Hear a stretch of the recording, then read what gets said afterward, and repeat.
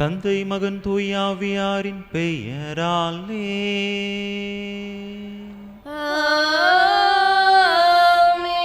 நம் ஆண்டவராகிய இயேசு கிறிஸ்துவின் அருளும் கடவுளின் அன்பும் தூய ஆவியாரின் நட்புறவு உங்கள் அனைவரோடும் இருப்பதாக.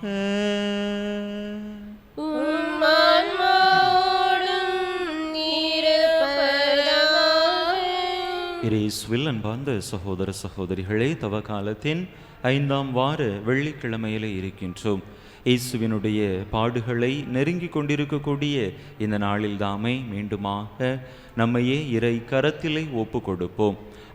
அதிகமாக இரக்க செயல்கள், அன்பு செயல்கள் புரிந்து இயேசுவினுடைய பாடுகளுக்கு, காயங்களுக்கு நம்மால் இயன்ற மருந்தினை கொடுக்க, நம்மால் இயன்ற ஆறுதலை இறைவனுக்கு கொடுக்க தேவையான இறையருள் வேண்டி இந்த திருப்பலியிலே தொடர்ந்து மன்றாடுவோம்.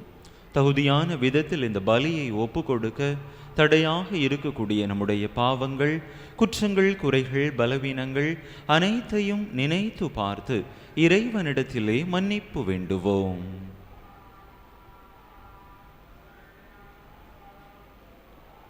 எல்லாம் வல்ல இறைவனிடமும் சகோதர சகோதரிகளே உங்களிடமும் நான் பாவி என்பதை ஏற்றுக்கொள்கிறேன். ஏனெனில் என் சிந்தனையாலும் சொல்லாலும் செயலாலும் கடமைகள் தவறியதாலும் பாவங்கள் பல செய்தேன். என் பாவமே, என் பாவமே, என் பெரும் பாவமே.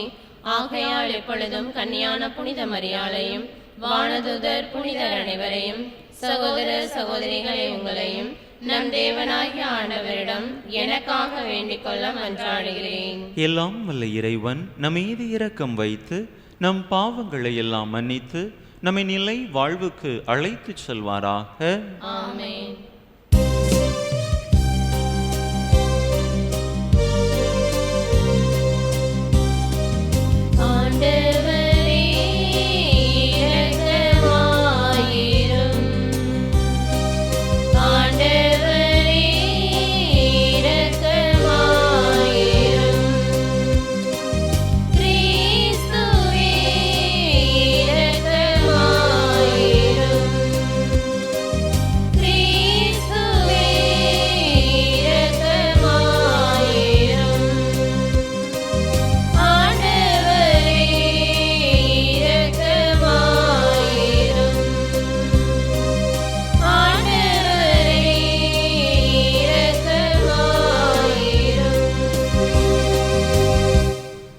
மன்றாடுவோமாக. ஆண்டவரே எங்கள் இறைவா, மக்களின் குற்றங்களை மன்னிக்க உம்மை வேண்டுகின்றோ. அதனால் எங்கள் வலுக்குறைவால் நாங்கள் செய்த பாவங்களிலிருந்து உமது கனிவிரக்கத்தால் விடுதலை பெறுவோமாக. உமோடு தூய ஆவியாரின் ஒன்றைப்போல் ஒரே இறைவனாய் என்றென்றும் வாழ்ந்து ஆட்சி செய்கின்ற எங்கள் ஆண்டவரும் திருமகனுமாகிய இயேசு கிறிஸ்து வழியாக உம்மை மன்றாடுகின்றோ.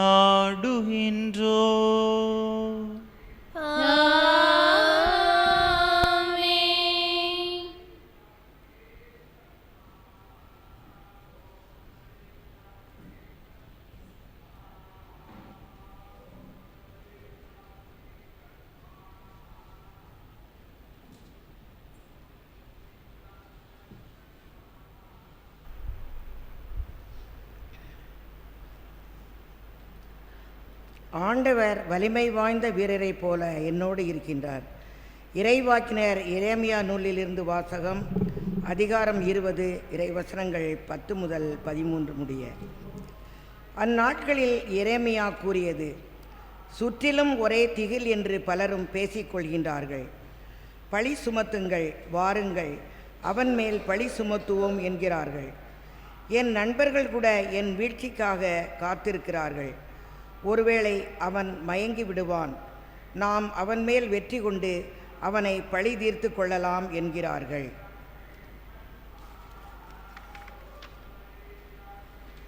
ஆனால் ஆண்டவர் வலிமை வாய்ந்த வீரரைப் போல என்னோடு இருக்கின்றார்.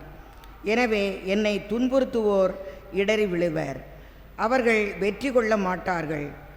அவர்கள் விவேகத்தோடு செயல்படவில்லை. அவர்களின் அவமானம் என்றும் நிலைத்திருக்கும், அது மறக்கப்படாது. படைகளின் ஆண்டவரே, நேர்மையாளரே, சோதித்தறிபவரும் உள்ளுணர்வுகளையும் இதய சிந்தனைகளையும் அறிபவரும் நீரே. நீர் என் எதிரிகளை பழிவாங்குவதை நான் காண வேண்டும், ஏனெனில் என் வழக்கை உம்மிடம் எடுத்துரைத்துள்ளேன். ஆண்டவருக்கு புகழ் பாடுங்கள், அவரை புகழ்ந்தேத்துங்கள், ஏனெனில் அவர் வறியோரின் உயிரை தீயோரின் பிடியினின்று விடுவித்தார். ஆண்டவர் வழங்கும் அருள்வாக்கு. பதிலுரை பாடல் பல்லவி. என் நெருக்கடி வேளையில் நான் ஆண்டவரிடம் மன்றாடினேன். என் நெருக்கடி வேளையில் நான் ஆண்டவரிடம் மன்றாடினேன். அவர் உரைத்தது, என் ஆற்றலாகிய ஆண்டவரே, உம்மிடம் நான் அன்பு கூர்கின்றேன். ஆண்டவர் என் கற்பாரை, என் கோட்டை, என் மீட்பர். போற்றற்குரிய ஆண்டவரை நோக்கி நான் மன்றாடினேன், என் எதிரியிடமிருந்து நான் மீட்கப்பட்டேன். பல்லவி. என் நெருக்கடி வேளையில் நான் ஆண்டவரிடம் மன்றாடினேன்.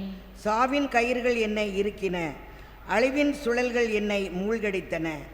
பாதாள கயிறுகள் என்னை சுற்றி இருக்கின, சாவின் கண்ணிகள் என்னை சிக்க வைத்தன. பல்லவி. என் நெருக்கடி வேளையில் நான் ஆண்டவரிடம் மன்றாடினேன். என் நெருக்கடி வேளையில் நான் ஆண்டவரிடம் மன்றாடினேன், என் கடவுளை நோக்கி கதறினேன். தமது கோவிலினின்று அவர் என் குரலை கேட்டார், என் கதறல் அவர் செவிகளுக்கு எட்டியது. பல்லவி. என் நெருக்கடி வேளையில் நான் ஆண்டவரிடம் மன்றாடினேன்.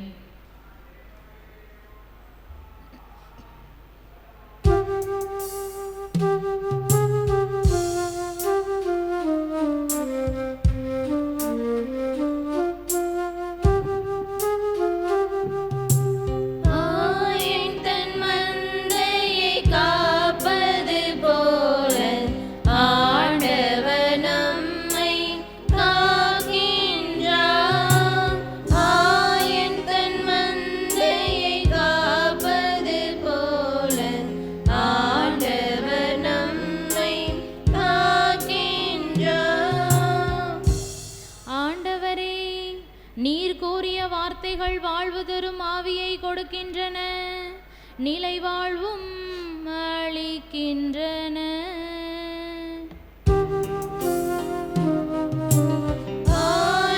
என் மந்தையை காப்பது போல ஆண்டவர் நம்மை காக்கின்றார். ஆண்டவர் உங்களோடு இருப்பாராக.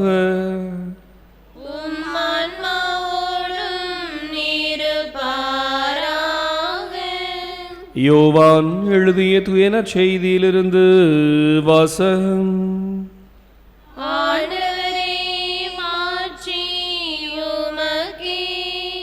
யோவான் எழுதிய தூய நற்செய்தி அதிகாரம் 10 இறைவார்த்தைகள் 31 முதல் 42 முடிய.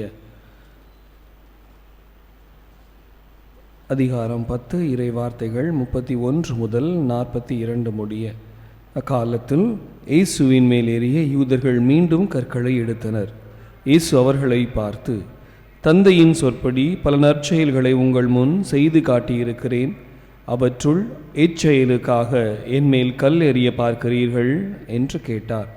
யூதர்கள் மறுமொழியாக, நற்செயல்களுக்காக அல்ல, இறைவனை பழித்துரைத்ததற்காகவே உன்மேல் கல் எறிகிறோம். ஏனெனில் மனிதனாகிய நீ உன்னையே கடவுளாக்கிக் கொள்கிறாய் என்றார்கள். இயேசு அவர்களை பார்த்து, நீங்கள் தெய்வங்கள் என நான் கூறினேன் என்று உங்கள் மறைநூலில் எழுதியுள்ளது அல்லவா? கடவுளுடைய வார்த்தையை பெற்றுக்கொண்டவர்களே தெய்வங்கள் என்று சொல்லப்படுகிறார்கள். மறைநூல் வாக்கு என்றும் அழியாது. அப்படியானால் தந்தையால் அர்ப்பணிக்கப்பட்டு அவரால் உலகுக்கு அனுப்பப்பட்ட நான் என்னை இறைமகன் என்று சொல்லிக் கொண்டதற்காக இறைவனை பழித்துரைக்கிறாய் என நீங்கள் எப்படி சொல்லலாம்? நான் என் தந்தைக்குரிய செயல்களை செய்யவில்லை என்றால் நீங்கள் என்னை நம்ப வேண்டாம். ஆனால் நான் அவற்றை செய்தால் என்னை நம்பாவிடினும் என் செயல்களையாவது நம்புங்கள். அதன் மூலம் தந்தை என்னுள்ளும் நான் அவருள்ளும் இருப்பதை அறிந்துணர்வீர்கள் என்றார். இதை கேட்டு அவர்கள் இயேசுவை மீண்டும் பிடிக்க முயன்றார்கள்.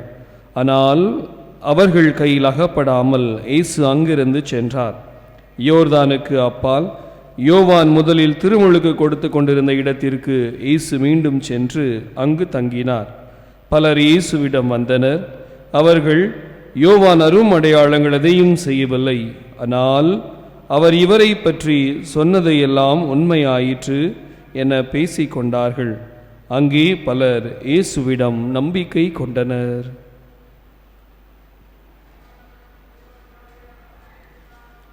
ஆண்டவரின் அருள்வாக்கு. கிறிஸ்துவே உமக்கு புகழ்.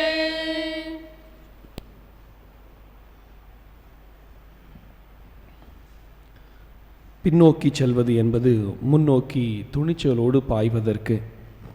அருள்நாதர் இயேசுவில் அருமையான உறவுகளே, ஒரு ஊரில் ஒரு ஆசிரியர் பணியிடை மாற்றம் பெற்று வேறு ஒரு ஊருக்கு போனாராம். வழக்கமாகவே ஒரு டீச்சர் இன்னொரு ஸ்கூலுக்கு போனாங்க எப்படி தான் பார்ப்பாங்க அப்படிங்கிறது ரீனா சிஸ்டர் கண்டிப்பாக தெரிஞ்சிருக்கும். எதிரியை பார்க்குற மாதிரி தான் பார்ப்பாங்க. டீச்சர்ஸும் ஒத்துழைப்பு கொடுக்க மாட்டாங்க, பிள்ளைங்களும் ஒத்துழைப்பு கொடுக்க மாட்டாங்க. ஒருவேளை அவங்க சொல்லதெல்லாம் நம்ம செஞ்சால் மட்டும் கொஞ்சம் வாய்ப்பு இருக்கும். அப்போ அந்த சாருக்கும் எப்படின்னா, ரொம்ப நாளாக போயிட்டுருக்குது இந்த ஸ்கூலுக்கு, ஏண்டா வந்தோம், ஒருவேளை நம்ம தப்பான இடத்துல இருக்கிறோமோ, இந்த வேலையை ராஜினாமா பண்ணிடலாமா, அந்த அளவுக்கு யோசிச்சவர் ஏதோ ஒரு நினைப்பில் அவர் இதுக்கு முன்னாடி வேலை பார்த்த ஸ்கூலுக்கு போகிறதுக்கு நேர்ந்திருக்கு. அப்போ அந்த பழைய ஸ்கூலுக்கு போகும்போது அது பெரிய ஸ்கூல் கிடையாது, சின்ன ஸ்கூல் தான். அங்கே ஸ்கூலுக்கு முன்னாடி இப்போ ஒரு பெரிய ஆலமரம் இருக்குது. இப்போ போனவர் என்னடா செய்யலாம் அப்படின்னு யோசிச்சுக்கிட்டே அந்த ஆலமரத்துக்கு கீழே அப்படி உட்கார்ந்துருந்து யோசிச்சுட்டு இருக்கிறாரு. நான் ஏன் டீச்சர் ஆனேன், நான் எதுக்கு இந்த பணியை தேர்வு செய்தேன் அப்படின்ட்டு யோசிச்சுக்கிட்டே இருந்தவர் திடீர்னு எழும்புறாரு. நேரத்திரமோ ஸ்கூலுக்கு போய் தன்னுடைய வேலைகளை செய்ய ஆரம்பிக்கிறாரு. இப்போ இங்கே அந்த ஸ்கூலு மாறிடுச்சா, இல்லைன்னா பிள்ளைங்களோட மனநிலை மாறிடுச்சா, டீச்சர்ஸ் மாறிட்டாங்களா, எல்லாரும் அவரை ஏற்றுக்கிட்டாங்களா அப்படின்னா அது கிடையாது. மாறாக மாறினது யாருன்னா அந்த சார் மாறிக்கிட்டார். ஏன்னா எந்த பிரச்சனை வந்தாலும் அதை ஏற்பதற்கான, அதை தாண்டி செல்வதற்கான துணிவை தன்னுடைய பழைய ஸ்கூலில் இருந்து அவர் பெற்றுக்கொண்டார். அன்பு மக்களை, இன்றைய நற்செய்தி நமக்கு சொல்லக்கூடிய காரியமும் அத்தகைய ஒன்றுதான். இப்போ இந்த வாரத்தில் 2வது நாளாக வாசிக்கிறோம், இயேசு அவர்கள் கையில் அகப்படாமல் அங்கிருந்து அகன்று சென்றார் அப்படின்னு வாசிக்கிறோம். ஒருவேளை இயேசுவுக்கு பயமா, யூதர்களை பார்த்து இல்லை பரீசேயர்களை பார்த்து இயேசுவுக்கு பயமா, இல்லைனா சாவ போகிற பயமா, இல்லைனா சாவை கண்டு பயமா?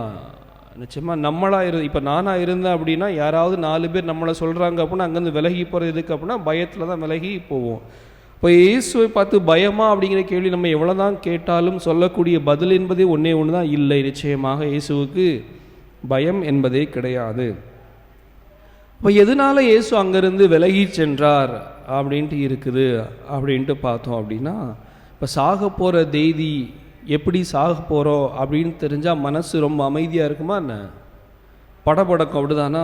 இப்போ நமக்கு ஏதாவது பேசணும் இல்லை ஏதாவது நிகழ்ச்சியில் செய்யணும் அப்படின்னாலே அந்த ஹார்ட் பீட் அப்போ தான் அதிகமாகும். வழக்கமாக 82 அப்படின்னா 102க்கும் போக வாய்ப்பு இருக்கும். அது யாருக்கு முன்னாடி பேசுகிறோம், எங்கே பேசுகிறோம், அதை பொறுத்து ஹார்ட் பீட் ஏறிக்கிட்டே போகும்.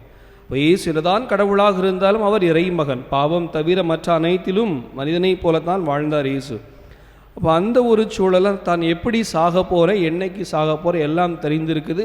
அந்த நாட்களும் பக்கத்தில் இருக்கிறதுனால மன அமைதி இல்லாமல் அங்கிருந்து விலகி செல்கிறார். அப்போ எதுக்கு விலகி செல்கிறார் அப்படின்னா, அந்த அமைதியை தேடி அந்த சாவை எதிர்கொள்வதற்கான ஆற்றலுக்காகத்தான் அங்கிருந்து விலகி செல்கிறார். அப்போ அங்கிருந்து எங்கே விலகி போகிறாரு அப்படின்னு பார்த்தோன்னா, பெத்தனி யோர்தானுக்கு அப்பால் யோவான் திருமுழுக்கு கொடுத்து கொண்டிருந்த இடம். அப்போ இந்த இடம் தான் அவர் முதல் முறையாக திருமுழுக்கு பெற்ற இடம்.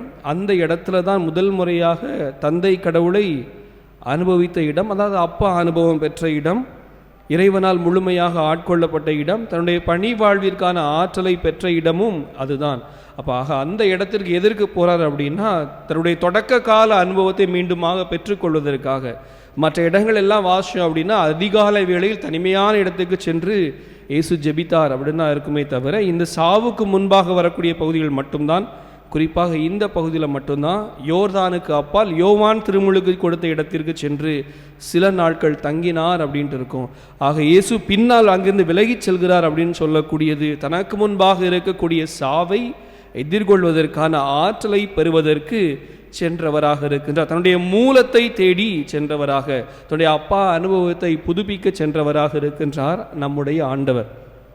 விவிலியத்தில் பார்த்தோம் அப்படின்னா தொடக்க நூல் 35:1-5 வரையில் இருக்கக்கூடிய பகுதிகளில் யாக்கோபு தன்னோடு இருந்தவங்ககிட்ட சொல்லக்கூடிய ஒரு வார்த்தை, எழுந்து வாருங்கள், நாம் பெத்தேலுக்கு செல்வோம், துன்ப நாட்களில் என்னுடைய அழுகுரலுக்கு செவி சாய்த்து என்னுடைய மன்றாட்டை கேட்ட கடவுளுக்கு பலிபீடம் எழுப்புவோம் அப்படின்னு சொல்லுவார் யாக்கோபு. ஆக இயேசுவினுடைய வாழ்வாக இருக்கலாம் அல்லது யாக்கோபினுடைய வாழ்வாக இருக்கலாம், நமக்கு சொல்லக்கூடியது நாம் முதல் முறையாக கடவுளை எங்கு அனுபவித்தோமோ அங்கு நாம் திரும்ப செல்ல வேண்டும். நம்ம எங்கே அனுபவித்தோம் முதல் முறையா?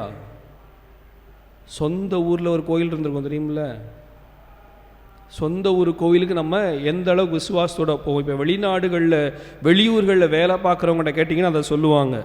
அது வருடத்தில் ஒரு முறையாவது திருவிழாவிற்கு அவர் கண்டிப்பாக வரதுக்கு முயற்சி எடுப்பாங்க. ஏன் அப்படின்னா, அந்த நாட்கள் முழுவதுமாக எங்களோடு இறைவன் உடனிருந்ததுக்கு நன்றி சொல்வது அப்படின்னு சொல்கிறதை விட அந்த 10 நாட்கள் அல்லது 11 நாட்கள் பின்வாங்குது என்று சொல்லக்கூடியது வருடத்தில் எஞ்சி இருக்கக்கூடிய எல்லா நாட்களிலும் பயணிக்க அருளை ஆற்றலை பெறுவதற்கான காலம்தான் அந்த 11 நாள் அல்லது 10 நாள் திருவிழாக்கள் என்று சொல்லக்கூடியதாக. இன்றைக்கு என்னுடைய வாழ்க்கையில் துன்பங்கள் அல்லது துயர்கள் வருகின்ற பொழுது நான் எதிலிருந்து ஓடுகின்றேன் அல்லது எங்கு ஓடுகின்றேன், எதற்காக ஓடுகின்றேன்?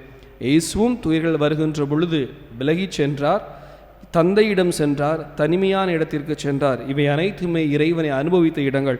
இன்று நாம் எங்கு ஓடுகின்றோம்? பிரச்சனை அப்படின்னு வந்துச்சுன்னா எங்கே ஓடுவோம் அப்படின்னா, கம்பெனியன்ஸ்ட ஓடுவோம், இல்லை சொந்தக்காரங்கிட்ட ஓடுவோம்.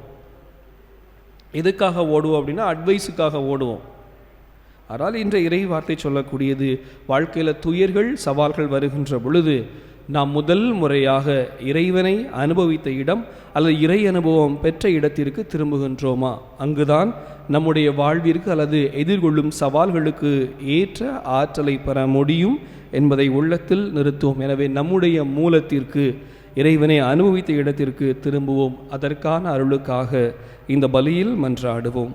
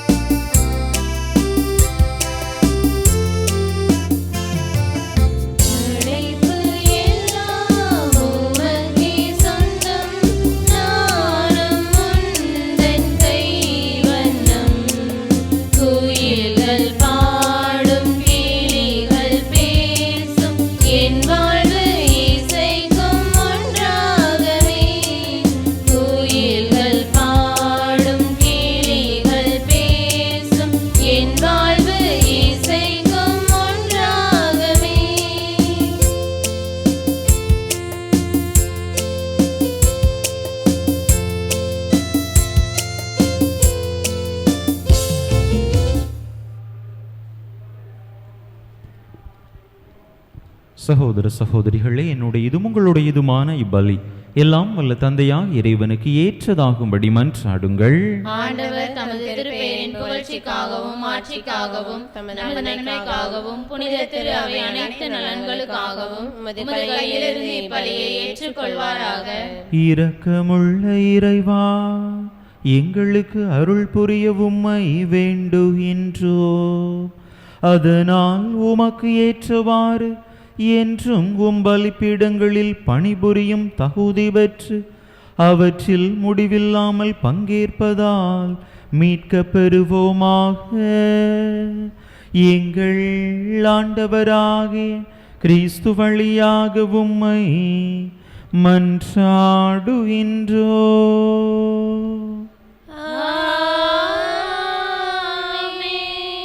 ஆண்டவர் உங்களோடு இருப்பாராக.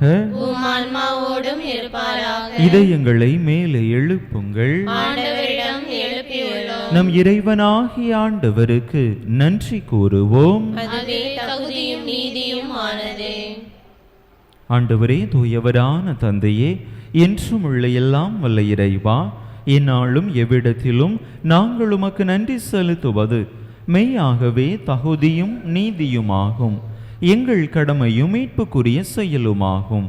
ஏனெனில் உம் திருமகனின் மீட்பளிக்கும் பாடுகளினால் உலகம் அனைத்தும் நல்லுணர்வை பெறுகின்றது, உமது மாண்பை அறிக்கையிடுகின்றது. சிலுவையின் வியத்தகு வலிமையினால் உலகத்தின் மீது தீர்ப்பும் சிலுவையில் அறையுண்டவரின் அதிகாரமும் விளங்குகின்றன.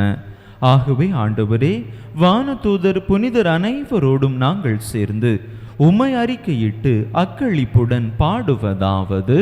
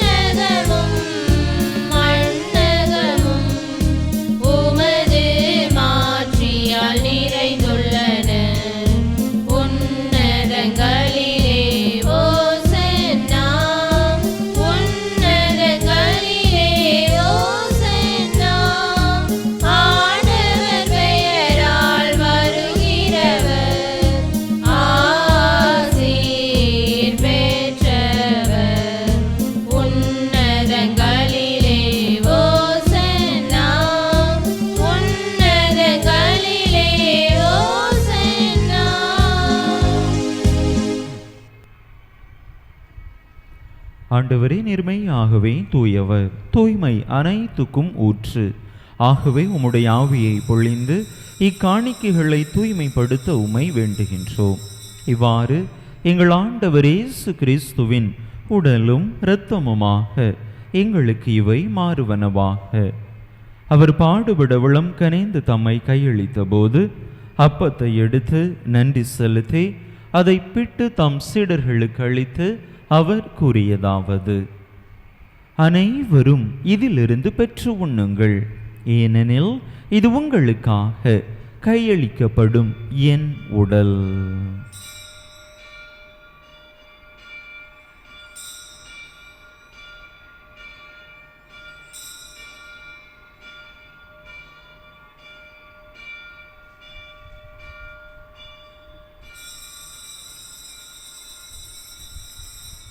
அவ்வண்ணமே இரவு விருந்தை அருந்திய பின் கிண்ணத்தையும் எடுத்து மீண்டும் உமக்கு நன்றி கூறி தம் சீடர்களுக்கு அளித்து அவர் கூறியதாவது: அனைவரும் இதிலிருந்து பெற்று பருகுங்கள், ஏனெனில் இது புதிய நிலையான உடன்படிக்கைக்குரிய என் இரத்தத்தின் கிண்ணம். இது பாவ மன்னிப்புக்கென்று உங்களுக்காகவும் பலருக்காகவும் சிந்தப்படும். இதை என் நினைவாக செய்யுங்கள்.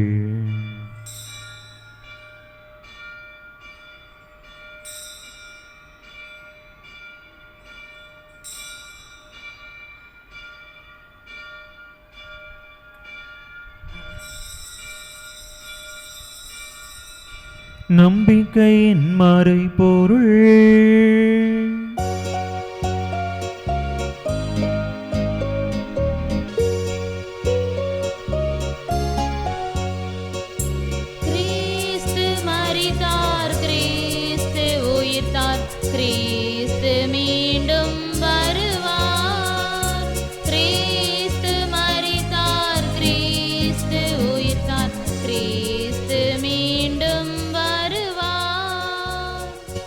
ஆகவே ஆண்டவரே, நாங்கள் கிறிஸ்துவின் இறப்பினையும் உயிர்ப்பினையும் நினைவு கூர்ந்து வாழ்வு தரும் அப்பத்தையும் மீட்பளிக்கும் கிண்ணத்தையும் உமக்கு ஒப்பு கொடுக்கின்றோம்.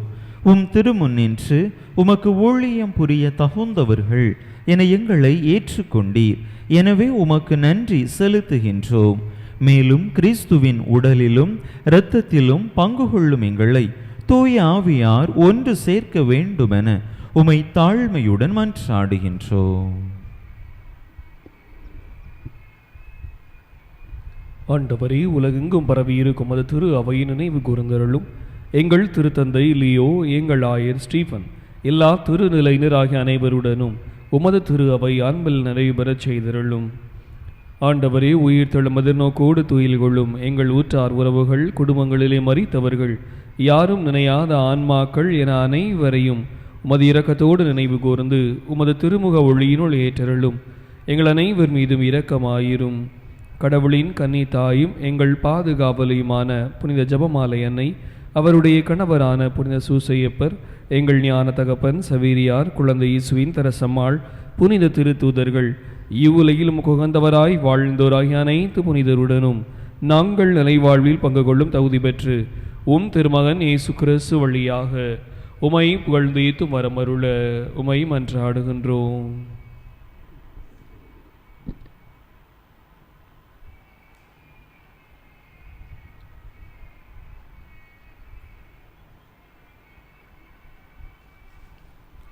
இவர் வழியாக இவரோடு இவரில் எல்லாம் வல்ல இறைவனாகிய தந்தையே, தூய ஆவியாரின் ஒன்றிப்பில் எல்லா புகழும் மாட்சியும் என்றென்றும் உமக்கு உரியதே.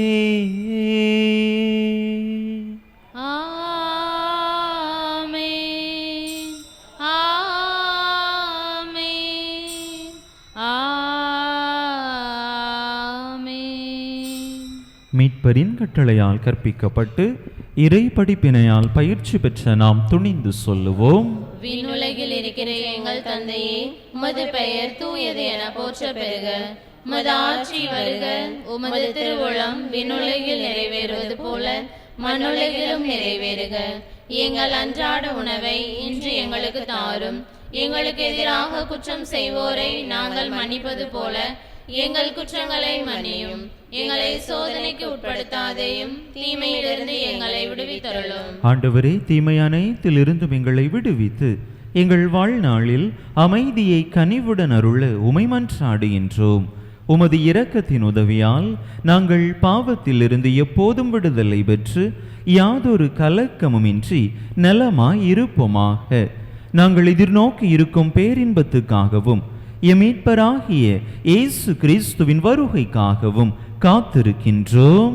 ஏனெனில் ஆட்சியும் வல்லமையும் ஆட்சியும் என்றென்றும் உமதே. ஆண்டவரே இயேசு கிறிஸ்துவே, அமைதியை உங்களுக்கு விட்டுச் செல்கின்றேன், என் அமைதியையே உங்களுக்கு அளிக்கின்றேன் என்றும் திருத்தூதர்களுக்கு மொழிந்தீரே. எங்கள் பாவங்களை பாராமல் உமது திரு அவையின் நம்பிக்கையை கண்ணோக்கி உமது திருவுளத்துக்கு ஏற்ப அதற்கு அமைதியையும் ஒற்றுமையையும் அளித்தருள்வீராக. என்றென்றும் வாழ்ந்து ஆட்சி செய்கின்றவர் நீரே. ஆமென். ஆண்டவருடைய அமைதி உங்கள் அனைவரோடும் என்றும் இருப்பதாக. உம் ஆன்மாவோடும் இருப்பதாக. ஒருவருக்கொருவர் கிறிஸ்து வழங்கும் அமைதியை பகிர்ந்து கொள்வோம்.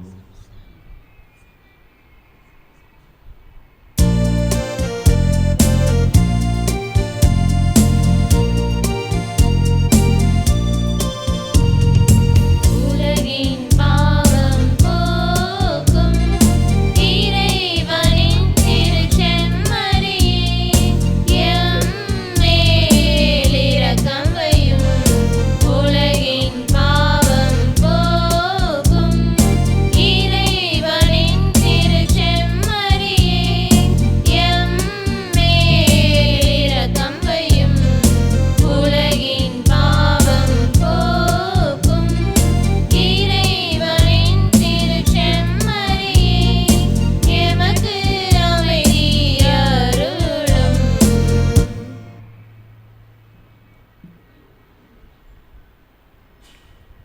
இதோ இறைவனின் செம்மறி, இது உலகின் பாவங்களை போக்குகின்றவர். இந்த செம்மறியின் திருவிருந்துக்கு அழைக்க பெற்றுள்ள நாம் பேறு பெற்றோம். ஆண்டவரே, நீர் என் இல்லத்தில் எழுந்தருளி வர நான் தகுதியற்றவள். ஆனால் ஒரு வார்த்தை மட்டும் சொல்லியருளும், எனது ஆன்மா நலமடையும்.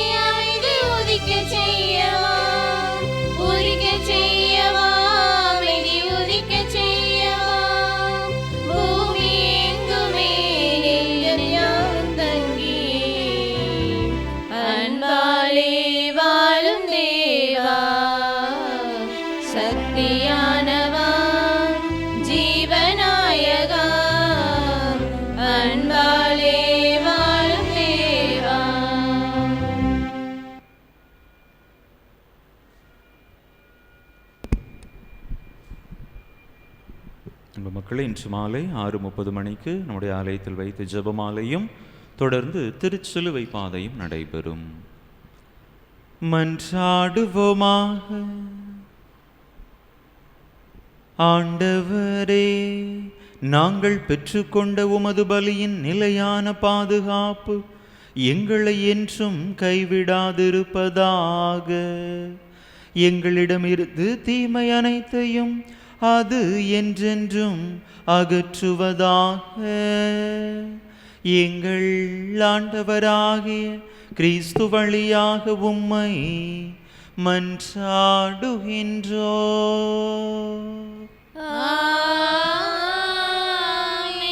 ஆண்டவர் உங்களோடு இருப்பாராக.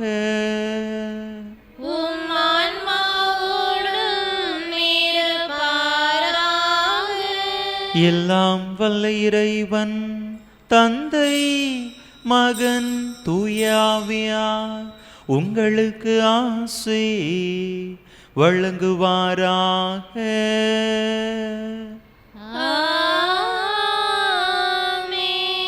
இறையாசிரை நிறைவாக பெற்றவர்களாக சென்று வாருங்கள், திருப்பலி நிறைவேறிற்று. இறைவனுக்கு நன்றி.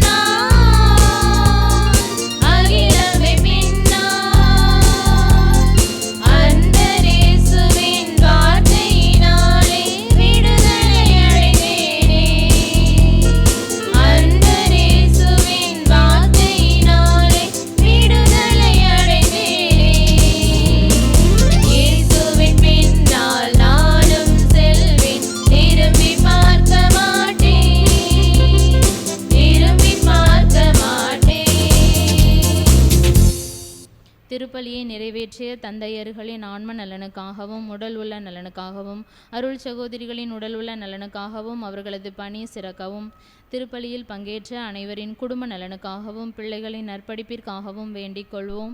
விண்ணுலகில் இருக்கிற எங்கள் தந்தையே, உமது பெயர் தூயது என போற்ற பெருக, உமது ஆட்சி வருக, உமது திருவுளம் விண்ணுலகில் நிறைவேறுவது போல மண்ணுலகிலும் நிறைவேறுக. எங்கள் அன்றாட உணவை இன்று எங்களுக்கு தாரும். எங்களுக்கு எதிராக குற்றம் செய்வோரை நாங்கள் மன்னிப்பது போல எங்கள் குற்றங்களை மன்னியும். எங்களை சோதனைக்கு உட்படுத்தாதையும் தீமையிலிருந்து எங்களை விடுவித்தருளும். ஆமேன். அருள் நிறைந்த மரியே வாழ்க, ஆண்டவர் உம்முடனே, பெண்களுக்குள் ஆசீர்வதிக்கப்பட்டவர் நீரே, உம்முடைய திருவயிற்றின் கனியாகி இயேசுவும் ஆசி பெற்றவரே. புனித மரியே, இறைவனின் தாயே, பாவியலாய் இருக்கிற எங்களுக்காக இப்பொழுதும் எங்கள் இறப்பின் வேளையிலும் வேண்டிக் கொள்ளும். ஆமேன். தந்தைக்கும் மகனுக்கும் தூய ஆவிக்கும் மாட்சிமை உண்டாவதாக. தொடக்கத்தில் இருந்தது போல இப்பொழுதும் எப்பொழுதும் என்றென்றும் இருப்பதாக. ஆமேன். புனித ஜெபமாலை அன்னையே, எங்களுக்காக வேண்டிக் கொள்ளும். புனித ஜெபமாலை அன்னையே, எங்களுக்காக வேண்டிக் கொள்ளும். புனித ஜெபமாலை அன்னையே, எங்களுக்காக வேண்டிக் கொள்ளும். இயேசுவின் திரு இருதயமே, என் நம்பிக்கை எல்லாம் உமது பேரில் வைக்கிறேன்.